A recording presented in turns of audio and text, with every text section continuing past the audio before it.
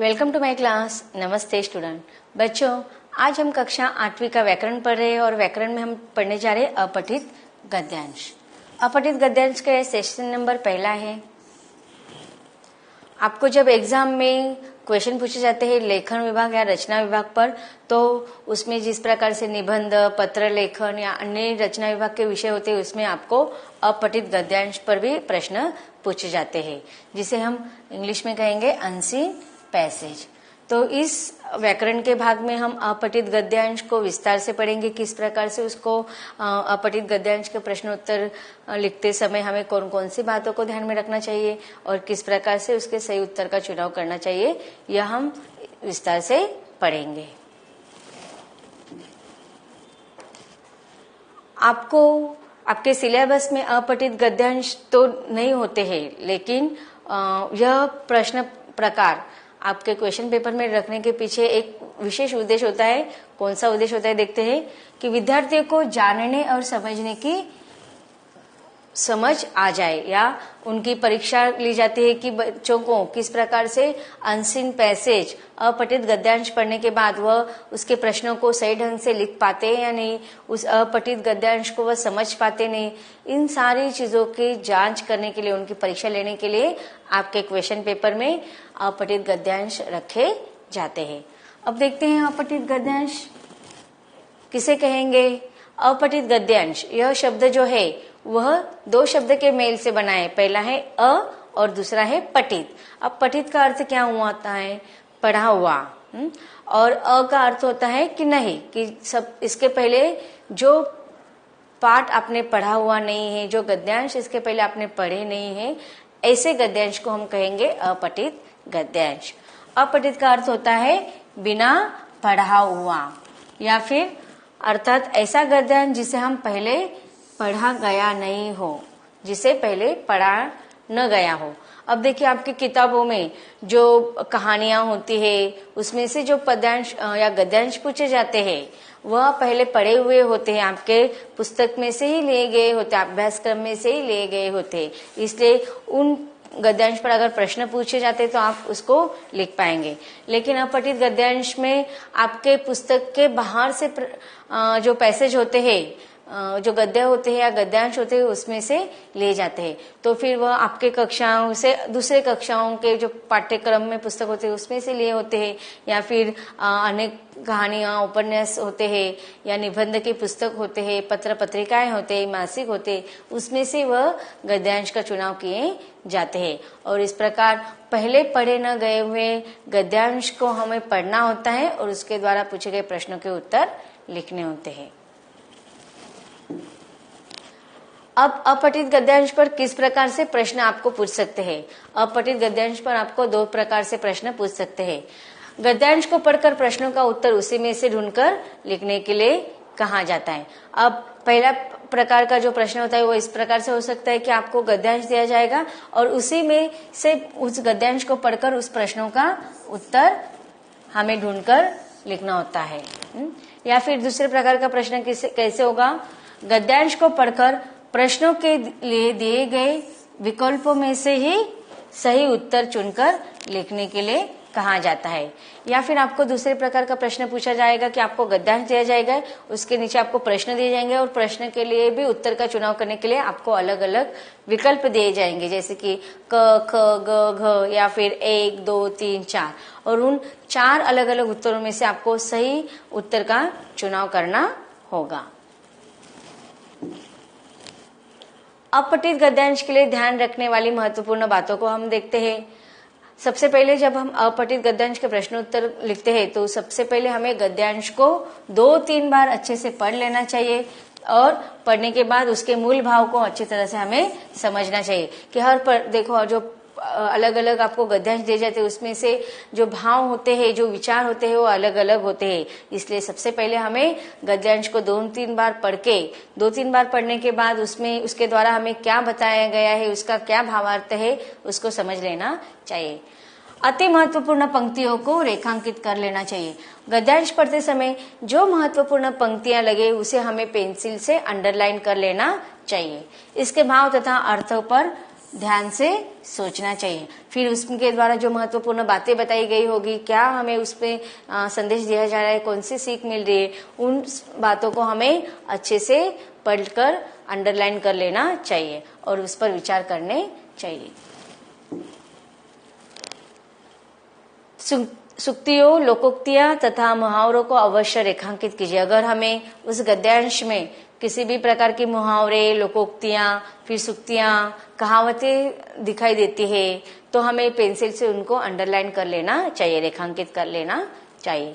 शीर्षक से संबंधित प्रश्न के उत्तर को छोटा तथा केंद्र बिंदु को ध्यान में रखकर देना चाहिए। अगर आपको प्रश्न में किसी भी प्रकार के शीर्षक से संबंधित प्रश्न पूछे जाए तो वह उत्तर हमेशा छोटा और केंद्र बिंदु को ध्यान में रखकर कि उस गद्यांश के द्वारा हमें कौन सी महत्वपूर्ण बातें बताई गई है उसको ध्यान में रखकर ही हमें शीर्षक से संबंधित प्रश्न के उत्तर लिखने चाहिए। यदि शीर्षक लिखने को कहा जाए तो शीर्षक भी लिखे, किंतु शीर्षक ऐसा हो जिससे गद्यांश का मूल भाव तथा उद्देश्य प्रकट हो। तो शीर्षक के द्वारा हमें क्या, इस गद्यांश के द्वारा हमें क्या संदेश दिया जा रहा है, वह संदेश को हम शीर्षक में लिख सकते हैं। तथा शीर्षक ज्यादा बड़ा नहीं होना चाहिए, संक्षिप्त में छोटे से छोटा शीर्षक होना चाहिए और शीर्षक ऐसा होना चाहिए जिससे हमें उस पूरे गद्यांश का मूल भाव समझ में आए। जो प्रश्न के उत्तर हमें लिखने होते हैं गद्यांश पर आधारित, उस प्रश्न के उत्तर हमेशा गद्यांश से ही होने चाहिए। उसमें अपने विचार समाहित करके उत्तर नहीं देने चाहिए। अब देखो, गद्यांश से बाहर के कोई भी सेंटेंस या किसी भी प्रकार का उत्तर हमें नहीं लिखना है जो गद्यांश से संदर्भित न हो, इसलिए हमें हमेशा उत्तर गद्यांश से में ही ढूंढकर लिखना होता है। यदि प्रश्न के लिए विकल्प दिए गए हो तो विकल्प को ध्यान से पढ़े, तब सही उत्तर को चुने। अब देखिए, कभी कभी प्रश्न के लिए हमें अलग अलग विकल्प दिए जाते हैं, उसमें से 2 या 3 विकल्प ऐसे होते हैं कि ऐसा लगता है हमें कि वह तीनों भी उस प्रश्न के उत्तर हो सकते हैं या 2 भी विकल्प समान उस प्रश्न के उत्तर हो सकते हैं। तो ऐसे समय में हमें उस अनसीन पैसेज को फिर से 2-3 बार पढ़ लेना चाहिए, प्रश्न को अच्छे से पढ़ लेना चाहिए, फिर उत्तर को भी 2-3 बार हमें पढ़ लेना चाहिए और फिर सही उत्तर का चुनाव करके हमें लिखना चाहिए।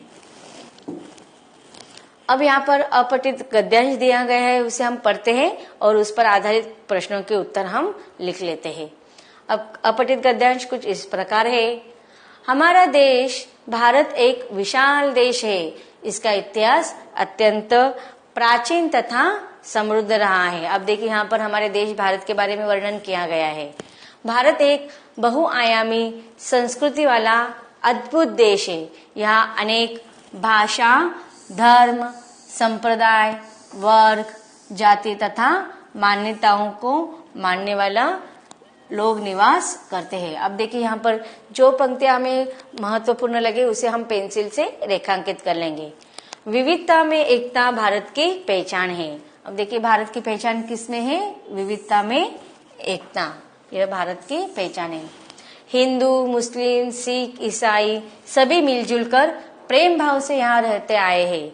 विविधता के बीच एकता तथा राष्ट्र प्रेम की भावना के कारण ही हमारे देश की आन बान तथा शान का झंडा पूरे विश्व में लहरा रहा है। तो इस प्रकार हमने इस अपठित गद्यांश को पढ़ लिया। जो महत्वपूर्ण पंक्तियां हमें लगती है उसको हमने अंडरलाइन कर लिया। इसके अलावा भी अगर आप जब दूसरे गद्यांश को पढ़ेंगे तो उसको भी इस प्रकार से करना है, या फिर इस गद्यांश में अगर आपको इसके अलावा भी अन्य महत्वपूर्ण वाक्य लगते हैं, पंक्तियां लगती है, तो आप उसको रेखांकित कर सकते हो। अब देखते हैं इस गद्यांश पर आधारित कुछ प्रश्नोत्तर। प्रश्न है, हमारा देश भारत कैसा है? जब हम गद्यांश को पढ़ेंगे तो इस प्रश्न का उत्तर हमें मिलेगा। क्या है इसका उत्तर? भारत एक बहुआयामी संस्कृति वाला अद्भुत देश है। अगला प्रश्न है, भारत का इतिहास कैसा रहा है? अब देखिए, इसका भी उत्तर हमें परिच्छेद में ही मिलने वाला है, गद्यांश में ही मिलने वाला है। क्या है इसका उत्तर? भारत का इतिहास अत्यंत प्राचीन तथा समृद्ध रहा है। अगला प्रश्न है, भारत में किस प्रकार के लोग निवास करते हैं? देखिए, अपने इस प्रश्न के उत्तर करते परिच्छेद पढ़ते समय, गद्यांश पढ़ते समय हमने अंडरलाइन किया था। क्या है उत्तर इसका? भारत में अनेक भाषा, धर्म, संप्रदाय, वर्ग, जाति तथा मान्यताओं को मानने वाले लोग निवास करते हैं। अब अगला प्रश्न देखते हैं।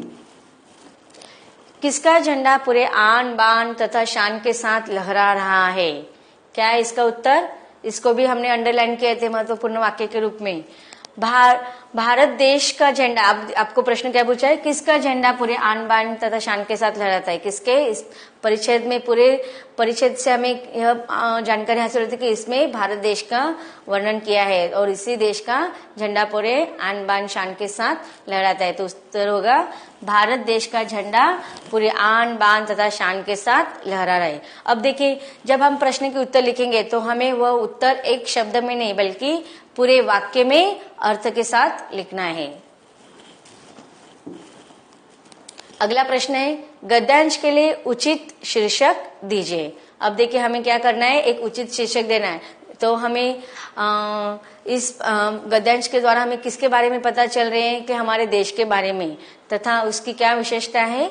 विविधता में एकता। तो हम इस प्रकार से इस गद्यांश को हम शीर्षक दे सकते हैं। पहला है भारत की पहचान या फिर विविधता में एकता। दोनों में से किसी भी एक ही शीर्षक को हमें लिखना है। एक तो विविधता में एकता लिखेंगे या फिर भारत की पहचान। अब दूसरा गद्यांश को हम पढ़ते हैं। विद्वानों का यह कथन बहुत ठीक है कि नम्रता ही स्वतंत्रता की धात्री या माता है। अब देखो, विद्वानों ने जो कथन किया है उसमें किसको स्वतंत्रता का माना है? नम्रता। नम्रता ही स्वतंत्रता की धात्री या माता है। लोग भ्रमवश अहंकार वृत्ति को उसकी माता समझ बैठते हैं, पर वह उसकी सौतेली माता है जो उसका सत्यानाश करती है।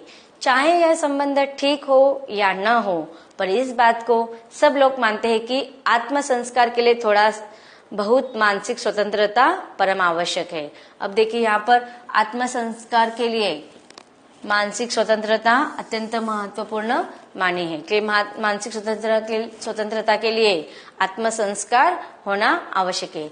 आगे गद्यांश कंटिन्यू है।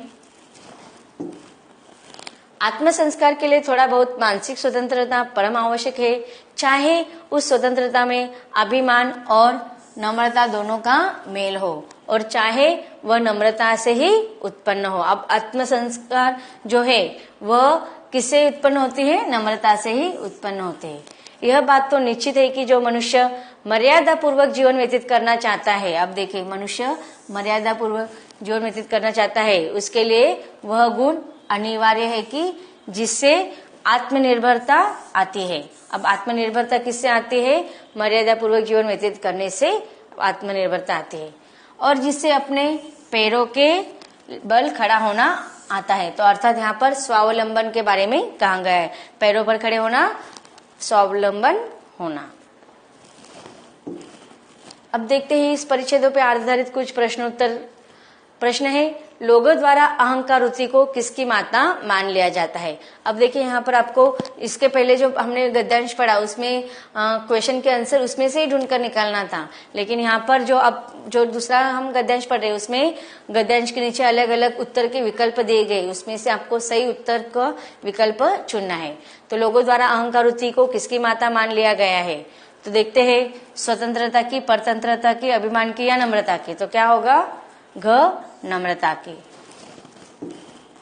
मानसिक स्वतंत्रता इनमें से किसके लिए आवश्यक है? अब देखते हैं उत्तर के विकल्प क नम्रता के लिए, ख परतंत्रता के लिए, ग अहंकार वृत्ति के लिए या घ आत्म संस्कार के लिए। तो हमने देखा था, अंडरलाइन किया था, मानसिक स्वतंत्रता किसके लिए आवश्यक है? आत्म संस्कार के लिए। तो इस प्रश्न का उत्तर होगा घ आत्म संस्कार के लिए। इसके बाद का प्रश्न है, आत्मनिर्भरता उत्पन्न करने वाला गुण उस मनुष्य में आवश्यक है जो डैश डैश जीवन जीना चाहता है। आप यहाँ पर रिक्त स्थान की पूर्ति करना है, उसके लिए आपको विकल्प दिए गए हैं। देखते हैं, क आराम पूर्वक, ख अपमान पूर्वक, ग सम्मान पूर्वक या घ मर्यादा पूर्वक। तो इसका उत्तर क्या होगा? घ मर्यादा पूर्वक। इसके बाद का प्रश्न है, आत्मनिर्भरता से व्यक्ति डैश डैश बनता है। तो उत्तर के विकल्प दिए गए, घमंडी, परावलंबी, परमुखापेक्षी या फिर स्वावलंबी। तो इसका सही उत्तर क्या होगा? घ स्वावलंबी। अगला प्रश्न है, नम्रता, स्वतंत्रता, अहंकार आदि शब्द है। तो आपको ये व्याकरण से संदर्भित प्रश्न है। देखते हैं क्या है उत्तर। क विशेषण, ख व्यक्तिवाचक संज्ञा, ग जातिवाचक संज्ञा या घ भाववाचक संज्ञा। अब देखिए हमें संज्ञा के अलग अलग प्रकार पता है, उसमें से नम्रता, स्वतंत्रता, अहंकार संज्ञा के कौन से प्रकार है? व्यक्तिवाचक है? नहीं। जातिवाचक? नहीं। तो कौन से है? भाववाचक संज्ञा। तो इसका उत्तर होगा घ भाववाचक संज्ञा। तो बच्चों अब तक हमने अपठित गद्यांश किसे कहते हैं, अपठित गद्यांश लिखते समय हमें कौन कौन सी बातों को ध्यान में रखना है, यह हमने पढ़ा। फिर अलग अलग 2 अपठित गद्यांश के द्वारा उसके प्रश्नोत्तर का चयन कैसे करना चाहिए उसको हमने विस्तार से पढ़ा। व्याकरण का रचना विभाग से जो अपठित गद्यांश पर प्रश्न पूछे जाते हैं, अपठित गद्यांश का व्याकरण का यह टॉपिक यहीं पर खत्म होता है। धन्यवाद।